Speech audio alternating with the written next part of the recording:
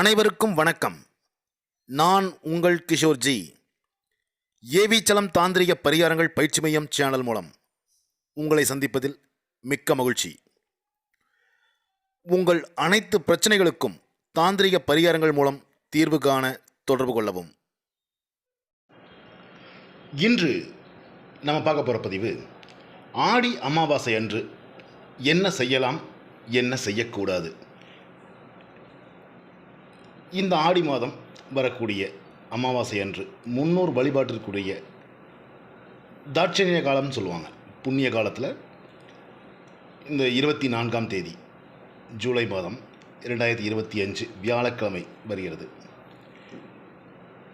இந்த ஆடி அமாவாசை அன்று முன்னோர்களை வணங்கி அவர்களுக்கு உரிய திதி தர்ப்பணம் இவற்றை கொடுப்பது நல்லது. இந்த ஆடி அமாவாசை அன்று உங்களுடைய முன்னோர்களை வணங்கி வீட்டில் படையல் வைத்து வழிபாடு செய்து காகத்திற்கு வைக்க வேண்டும். அந்த உணவை எச்சில் பண்ணக்கூடாது. எச்சில் செய்யாமல் காகத்துக்கு வைக்கணும். ஆடி அமாவாசை அன்று பித்திருக்களுக்கு உணவு சமைக்கும் பொழுதும் சரி, படையல் போட்டு சாமி கும்பிடும்போதும் சரி, பெண்கள் தலைவிரி கோலமாக இருக்கக்கூடாது. பாரம்பரிய உடைகளை அணிய வேண்டும். அதாவது சாரி கட்டியிருக்கணும். இந்த படையல் போட்டு சாமி கும்பிடும் பொழுது வீட்டில் யாரும் தூங்கி கொண்டிருக்கக்கூடாது. ஒரு சில வீடுகளில் பார்த்திங்கன்னா படையல் போட மாட்டாங்க. ஆடி அமாவாசைக்கு இல்லை அமாவாசை அன்னைக்கு செய்யக்கூடிய பிரார்த்தனையில் படையல் போட மாட்டாங்க. அப்படி படையல் போடலனாலும் பரவாயில்ல, கண்டிப்பாக காகத்திற்கு உணவு வச்சுட்டு தான் நீங்கள் அடுத்த வேலை பார்க்கணும். காகத்துக்கு வைக்காமல் உணவு சாப்பிடக்கூடாது. அமாவாசை திதி என்று ஒவ்வொரு வீட்டு வாசல்லையும் அந்த வீட்டில் இறந்த முன்னோர்கள் நிற்பாங்க.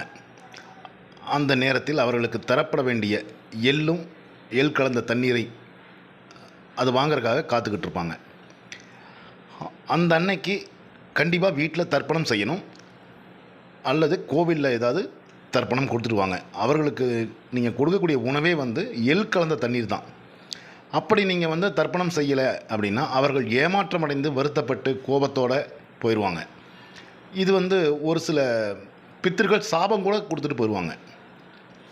அதனால் இறந்த முன்னோர்களுக்கு இந்த அமாவாசை அன்று திதி தர்ப்பணம் செய்வது மிக மிக சிறப்பு. முக்கியமாக வீட்டு வாசல்லையும் சரி, வீட்டுக்குள்ளேயும் சரி, அமாவாசை அன்னைக்கு கோலம் போடக்கூடாது. இது நிறைய பேருக்கு தெரியறதில்ல. கோலம் போட்டு போயிடறாங்க. அது தவறு. அடுத்த நாள் தானே வருது அமாவாசை, அதனால் அதுக்கு முந்தின நாள் நைட்டே ஒரு சில வீடுகளில் கோலம் போட்டு வைப்பாங்க. அப்படி கோலம் போடுவது மிக மிக தவறு.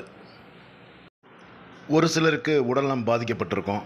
அவர்களால் இந்த திதி தர்ப்பணம் எதுவும் செய்ய முடியாது அப்படின்னா அவங்க யாராவது ஒருத்தரை உதவிக்கு வச்சுக்கிட்டு இந்த திதியும் தர்ப்பணமும் செய்வது, அது குறிப்பாக இந்த ஆடி அமாவாசை என்று செய்வது மிக மிக சிறப்பு.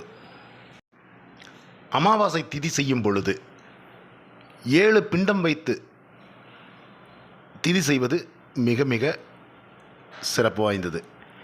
அதாவது 7 தலைமுறைக்கும் சேர்த்து நம்ம திதி செய்கிற மாதிரி.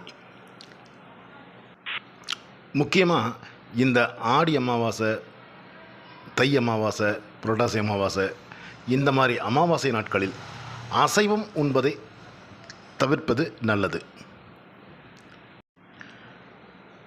நல்லதே நடக்கும். வாழ்க வளமுடன். சிவாய நம.